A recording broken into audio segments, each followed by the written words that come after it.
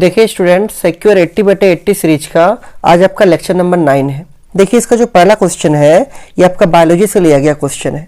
Question बोलता है कि right any 3 differences between aerobic and anaerobic respiration.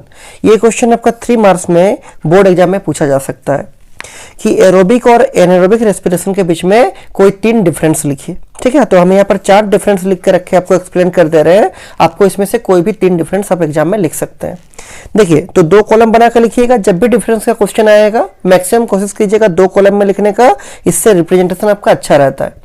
ठीक है, देखिए पहला क्या लिखे हैं, बाय साइड लिखे हैं एरोबिक रेस्पिरेशन और दाहिने साइड लिखे हैं क्या, एनारोबिक रेस्पिरेशन। एरोबिक रेस्पिरेशन का मतलब क्या होता है, aerobic respiration takes place in the presence of oxygen. जो रेस्पिरेशन ऑक्सीजन के प्रेजेंस में होता है उसको हम लोग एरोबिक रेस्पिरेशन बोलते हैं। वही लिखना है कि aerobic respiration takes place in the presence of oxygen, मतलब एरोबिक रेस्पिरेशन ऑक्सीजन के प्रेजेंस में होता है। इसमें क्या होगा, anaerobic respiration takes place in the absence of oxygen. ये ऑक्सीजन के एब्सेंस में होता है, इसमें ऑक्सीजन प्रेजेंट नहीं होता है। किसमें, एनारोबिक रेस्पिरेशन में। पॉइंट नंबर 2 देखिए, complete breakdown of food occurs in aerobic respiration, मतलब एरोबिक रेस्पिरेशन में फूड का कंप्लीट ब्रेकडाउन होता है। ठीक है, लेकिन आपका जो एनारोबिक रेस्पिरेशन होता है इसमें फूड का कंप्लीट ब्रेकडाउन नहीं होता है, इसमें फूड का पार्शियल ब्रेकडाउन ही हो पाता है। पूरी फूड ब्रेकडाउन नहीं करता है। किसमें, एनारोबिक में। वही लिखे हैं partial breakdown of food occurs in anaerobic respiration, मतलब एनारोबिक रेस्पिरेशन में फूड का कंप्लीट ब्रेकडाउन ना होके पार्शियल ब्रेकडाउन ही हो पाता है। ठीक, अब देखिए इसका जो एंड प्रोडक्ट है किसका, एरोबिक रेस्पिरेशन का, वो आपका कार्बन डाइऑक्साइड और वाटर होता है। मतलब लास्ट में कार्बन डाइऑक्साइड और वाटर बनता है। The end products in aerobic respiration are carbon dioxide and water. लेकिन जो आपका एंड प्रोडक्ट है किसका, एनारोबिक रेस्पिरेशन का, वो एथेनॉल और कार्बन डाइऑक्साइड होता है ईस्ट प्लांट में, और लैक्टिक एसिड होता है किसमें, एनिमल मसल्स में। वही लिखे हैं the end products in anaerobic respiration में be ethanol and carbon dioxide as in yeast plant. Yeast plant में जो एंड प्रोडक्ट होता है एनारोबिक रेस्पिरेशन का वो क्या होता है, इथेनॉल और कार्बन डाइऑक्साइड। लेकिन वही एनारोबिक रेस्पिरेशन का एंड प्रोडक्ट लैक्टिक एसिड होता है किसमें, एज इन एनिमल मसल। जो आपका एनिमल का मसल सब है उसमें जब एनारोबिक रेस्पिरेशन होता है तो उसमें क्या बनता है, लैक्टिक एसिड बनता है। ये हो गया पॉइंट नंबर 3। अब देखिए पॉइंट नंबर 4 कि aerobic respiration produces A considerable amount of energy. चूंकि आपको अभी हम बताए थे पॉइंट नंबर 2 में कि आपका एरोबिक रेस्पिरेशन में कंप्लीट ब्रेकडाउन होता है फूड का, इसीलिए एरोबिक रेस्पिरेशन में क्या होता है, अच्छा खासा मात्रा में आपका एनर्जी बनता है, प्रोड्यूस होता है। वही लिखे हैं aerobic respiration produces A considerable amount of energy, मतलब अच्छा खासा मात्रा में एनर्जी यहां बनता है। लेकिन आपका चूंकि एनारोबिक रेस्पिरेशन में फूड का पार्शियल ब्रेकडाउन ही हुआ था, इसीलिए यहां पर जो एनर्जी बनता है वो काफी कम होता है। किसके तुलना में, एरोबिक रेस्पिरेशन के तुलना में। वही लिखना है कि much less energy is produced in anaerobic respiration. तो डिफरेंस क्या हुआ कि एरोबिक रेस्पिरेशन में अच्छा खासा मात्रा में एनर्जी बनता है, इसमें आपका बहुत कम मात्रा में क्या होता है, एनर्जी बनता है। किसमें, एनारोबिक रेस्पिरेशन में। तो जब भी क्वेश्चन आएगा आपका एरोबिक और एनारोबिक रेस्पिरेशन के बीच में डिफरेंस लिखने का, तो आप यहां से छांट के कोई भी 3 पॉइंट लिख सकते हैं और 4 भी लिख दीजिएगा तो बहुत अच्छा होगा। पहला पॉइंट क्या बोले कि एरोबिक रेस्पिरेशन ऑक्सीजन के प्रेजेंस में होता है, एनारोबिक रेस्पिरेशन ऑक्सीजन के एब्सेंस में होता है। एरोबिक रेस्पिरेशन में फूड का कंप्लीट ब्रेकडाउन होता है, एनारोबिक रेस्पिरेशन में फूड का पार्शियल ब्रेकडाउन ही हो पाता है। एरोबिक रेस्पिरेशन का जो एंड प्रोडक्ट है वो कार्बन डाइऑक्साइड और वाटर होता है, लेकिन एनारोबिक रेस्पिरेशन का जो एंड प्रोडक्ट होता है वो इथेनॉल और कार्बन डाइऑक्साइड होता है ईस्ट प्लांट में, और लैक्टिक एसिड होता है किसमें, एनिमल मसल में। चूंकि आपका एरोबिक रेस्पिरेशन में फूड का कंप्लीट ब्रेकडाउन होता है, इसीलिए एरोबिक रेस्पिरेशन में अच्छा खासा मात्रा में एनर्जी रिलीज होता है। और चूंकि आपका एनारोबिक रेस्पिरेशन में फूड का पार्शियल ब्रेकडाउन ही हो पाता है, इसीलिए एनारोबिक रेस्पिरेशन में काफी कम मात्रा में एनर्जी आपका बनता है, एनर्जी आपका रिलीज होता है। ठीक है, तो ये 4 आप डिफरेंस याद रखिएगा। ये आपका इस बार के लिए बहुत ही इंपॉर्टेंट क्वेश्चन है, बोर्ड एग्जाम के लिए 3 मार्क्स में पूछा जा सकता है क्वेश्चन। ठीक, तो ये आपका आज का पहला क्वेश्चन हो गया। आज का जो सेकंड क्वेश्चन है, ये सेकंड क्वेश्चन भी आपका बायोलॉजी का है। देखिए क्या है क्वेश्चन, बहुत ही बेसिक सा क्वेश्चन है, लेकिन ये 5 नंबर का सेगमेंट में आ सकता है आपका बोर्ड एग्जाम में। देखिए क्वेश्चन क्या बोल रहा है, can you suggest some changes in your school. क्या आप अपने स्कूल में कुछ चेंज सजेस्ट कर सकते हैं, किसके लिए, which would make it environment friendly, जो ये बताएगा कि वो एनवायरमेंट फ्रेंडली है। ठीक है, मतलब एनवायरमेंट फ्रेंडली के पर्सपेक्टिव से अपने स्कूल में क्या आप चेंज सजेस्ट कर सकते हैं जिससे कि आपका स्कूल एनवायरमेंट फ्रेंडली हो जाएगा। तो देखिए बहुत ही बेसिक है, तो पहले लिखना है ऊपर में क्या, we can suggest the following changes in our school to become more environment friendly. पहला नंबर पॉइंट क्या है, school buses should be run on CNG instead of diesel.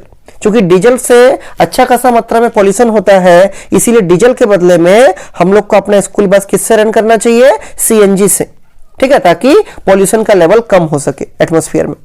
Number 2 क्या है, rain water harvesting should be done to recharge ground water. Ground water को recharge करने के लिए rain water harvesting आपको स्कूल में लगवाना चाहिए, इसको हम लोग सजेस्ट कर सकते हैं लगवाने के लिए। नंबर 3 क्या है, trees should be planted along the school boundary.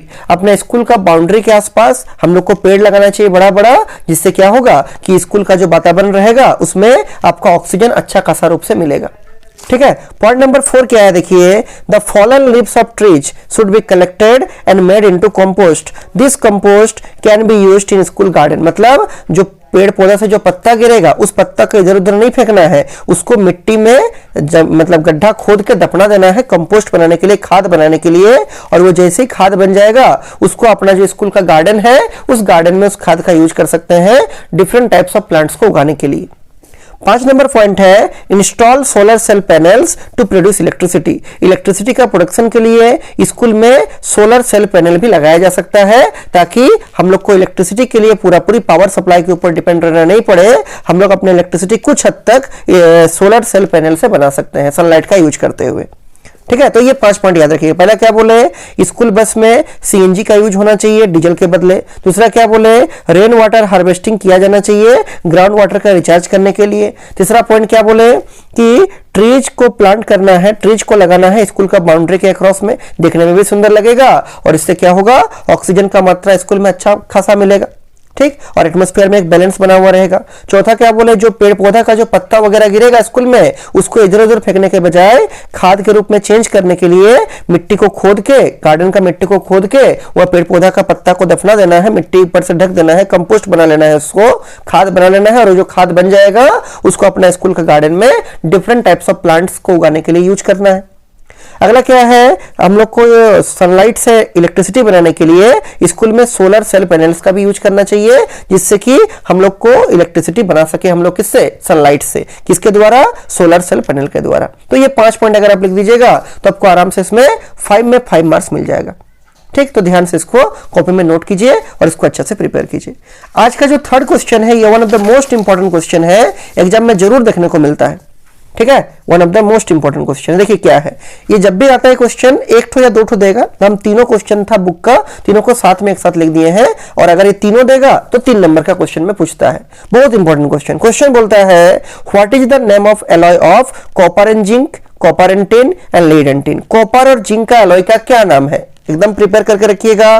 Copper और जिंक का एलॉय का नाम होता है brass. Brass is the alloy of copper and zinc. Second question है, कॉपर और टिन का एलॉय का क्या नाम है, तो कॉपर और टिन का एलॉय का नाम है bronze. Bronze is the alloy of copper and tin. अगला क्वेश्चन है, लीड एंड टिन का एलॉय का क्या नाम है, तो लीड और टिन का एलॉय का नाम है सोल्डर, SOLDER, एकदम याद रखिए, ठीक है। Solder is the alloy of lead and tin. तो brass is the alloy of copper and zinc, bronze is the alloy of copper and tin and solder is the alloy of क्या, lead and tin. ये तीनों question most important question है आपका exam point of view से।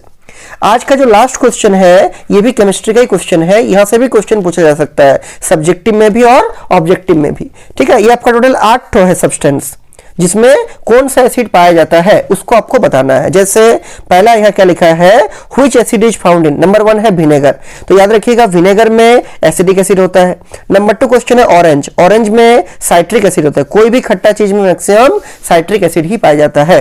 Question number 3 है tamarind, tamarind में tartaric acid होता है। टोमेटो में ऑक्जेलिक एसिड होता है। सावर मिल्क मतलब दही में जो खट्टा वाला चीज सब है उसमें लैक्टिक एसिड होता है। लेमन में साइट्रिक एसिड होता है। एंड स्ट्रिंग में मेथोनिक एसिड होता है और मेटल स्ट्रिंग में भी क्या होता है, मेथोनिक एसिड होता है। फिर से देखिए, विनेगर में एसिडिक एसिड, ऑरेंज में साइट्रिक एसिड, टैमरिंड में टार्ट्रिक एसिड, टोमेटो में ऑक्जेलिक एसिड, सावर मिल्क मतलब कर्ड में लैक्टिक एसिड, लेमन में साइट्रिक एसिड, एंट स्ट्रिंग में मेथेनोइक एसिड और नेटल स्ट्रिंग में भी कौन सा एसिड, मेथेनोइक एसिड। तो ये चारों क्वेश्चन को आज का आप लोग अच्छा से कॉपी में लिख के रखिए और इसको आज ही अच्छे से प्रिपेयर कर लीजिए, ताकि अगर इसमें से एक भी क्वेश्चन आपका एग्जाम में आता है, जरूर आएगा क्वेश्चन, क्योंकि ये सब जो है मोस्ट इंपॉर्टेंट क्वेश्चन है। जितना भी लेक्चर आपका हो रहा है, आज आपका लेक्चर नंबर 9 है, ये सारा क्वेश्चन को आप लोग कॉपी में लिख के रखिएगा और पर डे इसको याद भी रखिएगा, क्योंकि इससे क्वेश्चन अगर आता है तो आप लोग एग्जाम में इसको अच्छा से लिख पाइएगा।